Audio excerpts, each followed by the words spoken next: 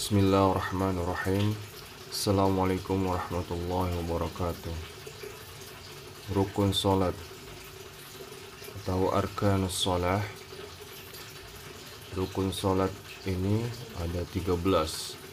Yang pertama niat, yang kedua berdiri betul, ketiga takbiratul ihram, keempat membaca Fatihah, kelima ruku, keenam i'tidal, ketujuh sujud, kedelapan duduk di antara dua sujud, 9 duduk tahiyat awal, 10 duduk tahiyat akhir, 11 salawat kepada Nabi, 12 salam, 13 tartib.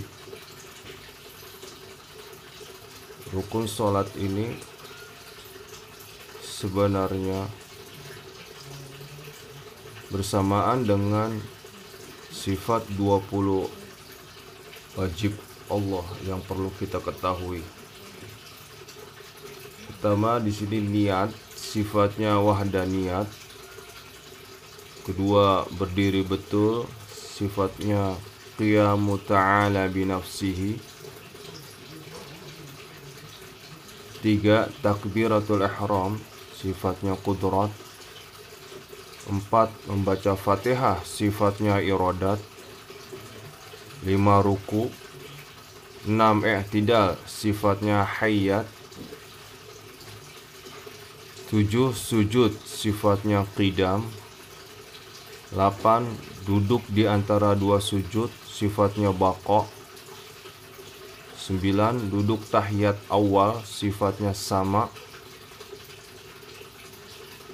10 duduk tahiyat akhir, sifatnya kalam. 11 sholawat kepada Nabi, sifatnya ilmu. 12 salam, sifatnya basar. 13 tartib, sifatnya wujud.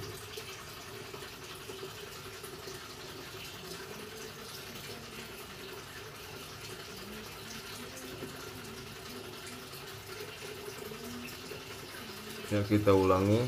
Niat, berdiri betul, takbiratul ihram, membaca Fatihah, ruku, i'tidal, sujud, duduk di antara dua sujud, duduk tahiyat awal, duduk tahiyat akhir, sholawat kepada Nabi, salam, tartib. Ya. Baik. Disinilah rahasianya, di mana rukun sholat ini bersamaan dengan 20 sifat wajib Allah yang perlu kita ketahui, dan ini akan terbawa sampai ke alam kubur, bahkan akan menjadi pelaminan di alam kubur. Baik, mari kita sama-sama mengetahui tentang sifat 20 yang wajib kita ketahui ya. Sifat 20 Allah itu apa saja? Pertama, wujud. Wujud artinya ada. Maksudnya Allah zat yang pasti ada. Sebelum adanya bumi, langit, atau sebelum adanya sesuatu apapun, Allah sudah terlebih dahulu ada. Inilah sifat pertama, wujud.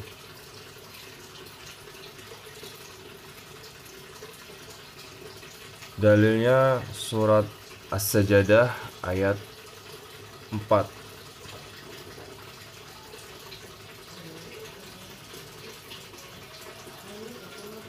Kemudian Qidam artinya terdahulu. Dialah yang awal dan yang akhir. Sebelum adanya sesuatu, Allah sudah ada lebih dahulu. Dalilnya surat ke-57 surat Al-Hadid ayat 3.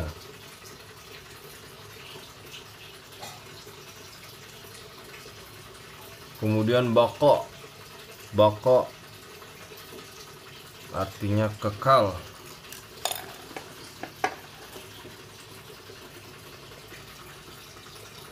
Maksud di sini bahwasanya Allah kekal. Semua yang ada di bumi maupun di langit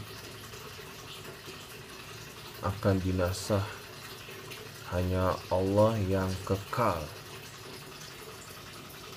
Dalilnya surat ke-55 surat Ar-Rahman ayat 26 sampai 27.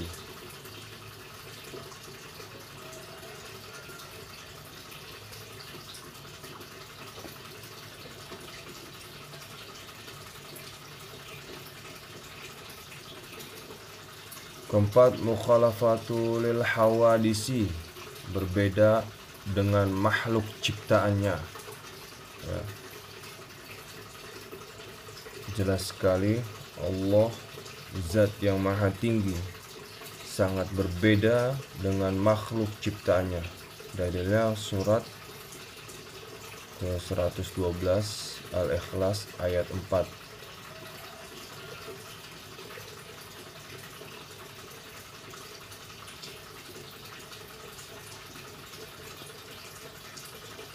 Jadi Allah tidak bisa disamakan oleh sesuatu apapun, sangat berbeda dengan makhluk ciptaannya.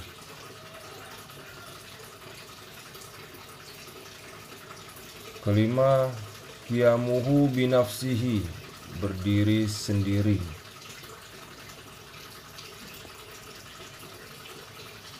Allah Ta'ala tidak bergantung pada siapapun. Allah Ta'ala berdiri sendiri, tidak membutuhkan siapapun. Dalilnya Al-Quran surat ke-29 surat Al-Ankabut ayat 6 dan surat ke-17 Al-Isra ayat 111. Kemudian yang keenam, wahdaniyah, esa, tunggal. Ya.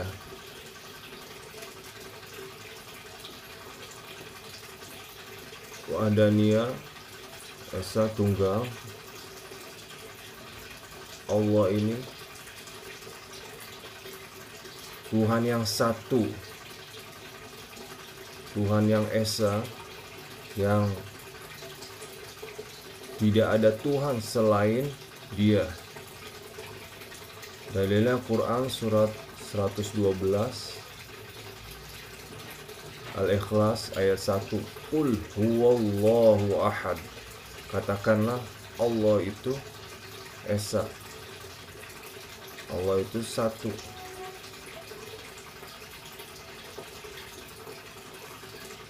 Dan surat 21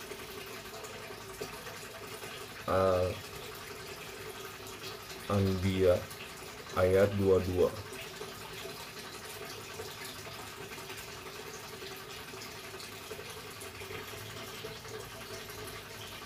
Kemudian kudrat berkuasa. Allah berkuasa atas segala apapun, baik yang ada di muka bumi maupun di langit ataupun di alam semesta. Semuanya atas kuasa Allah. Dalilnya surat Al-Baqarah ayat 20. Kemudian ke-8, iradat, artinya berkehendak. Ya, Allah berkehendak atas segala makhluk ciptaannya. Dalilnya surat Hud ayat 117 dan surat 36 Yasin ayat 82. Kemudian yang ke-9, ilmu, mengetahui. Allah mengetahui segala perbuatan makhluknya, makhluk ciptaannya, baik di muka bumi yang terlihat dan maupun yang tidak terlihat oleh kita. Allah tahu, bahkan isi hati kita pun Allah Maha tahu. Dalilnya Al-Quran surat 50 Qaf ayat 16. Kemudian 10 hayat, hidup. Allah Maha hidup. Berbeda dengan makhluknya yang semuanya akan binasa. Hanya Allah yang Maha hidup. Dalilnya Al-Quran surat Al-Baqarah ayat 255 dan surat ke-20 Toha ayat 11. Sama, mendengar. Allah Maha mendengar ketika hambanya berdoa meminta kepada Allah. Allah mendengarnya. Allah mendengarnya permintaan hambanya, mendengar keluhan hamba-hambanya. Dalilnya Quran ke-42 ya. Surat ke-42 Asy-Syura ayat 14 dan Al-Maidah ayat 76. Kemudian surat 2 Al-Baqarah ayat 256.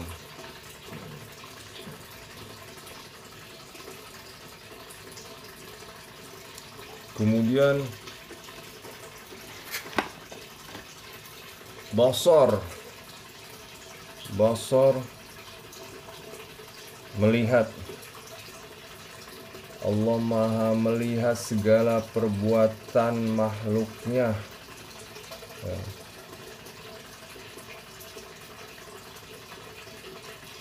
Jangan dikira Allah tidak mengetahui apa yang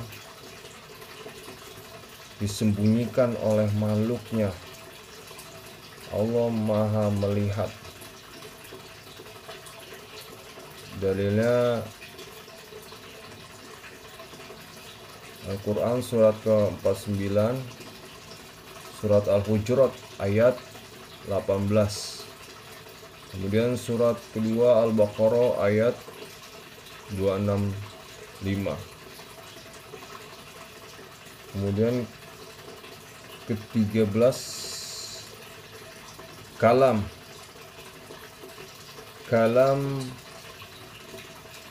berfirman atau berkata-kata. Ya. Seperti halnya Nabi Musa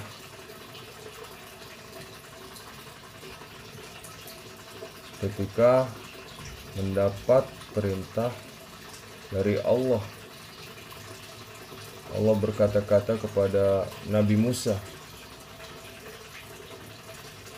Makanya Nabi Musa disebut juga kalamullah. Dalilnya Quran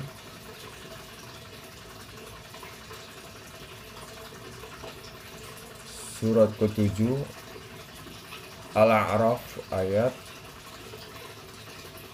143 dan surat keempat An-Nisa ayat 164.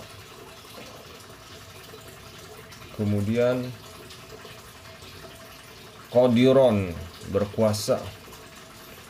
Allah Ta'ala sangat berkuasa penuh atas makhluk ciptaannya, atas hamba-hambanya.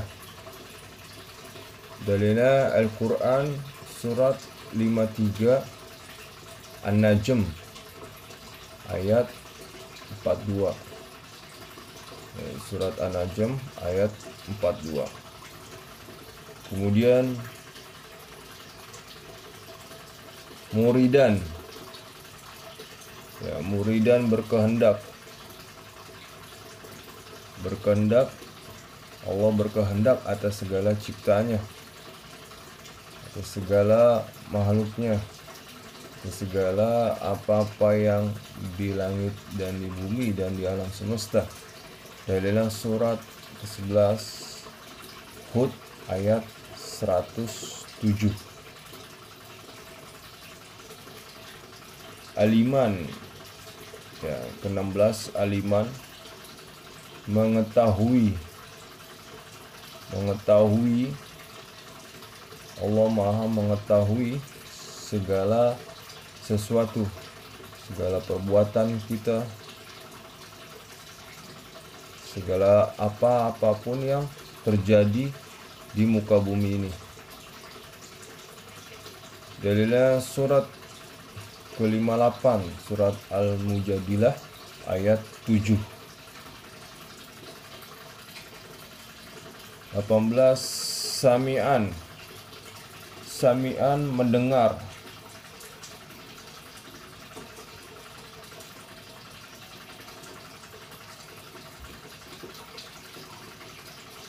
Sami'an mendengar. Allah Maha mendengar atas segala sesuatu, permintaan, doa hamba-hambanya. Dalilnya surat Al-Baqarah ayat 137 dan Al-Maidah ayat 76. Kemudian banyak lagi yang menerangkan tentang ini tentang dalil Sami'an. Kemudian basar, Allah Maha melihat. Allah Maha melihat segala perbuatan kita, segala sesuatu apapun yang ada di muka bumi.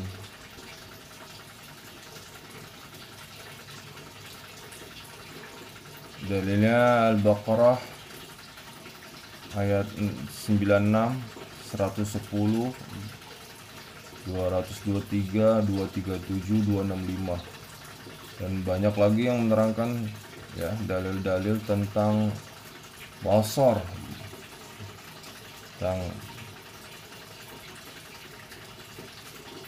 melihat. Allah Maha melihat.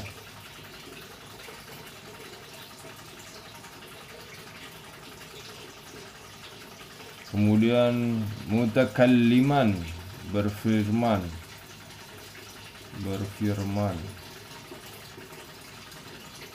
atau berkata-kata.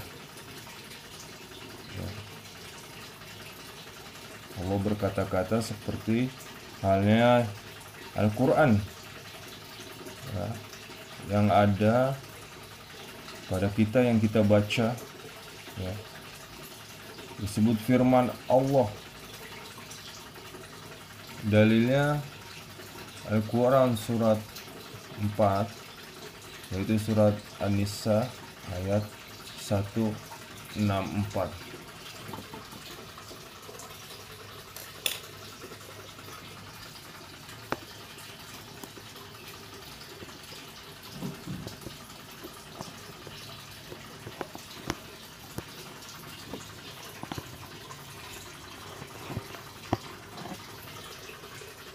Baik, terima kasih. Mudah-mudahan sangat bermanfaat. Mohon maaf jika ada kesalahan ataupun kekeliruan dalam penjelasan yang sangat singkat ini. Atlubu minkum al-afwa. Assalamualaikum warahmatullahi wabarakatuh.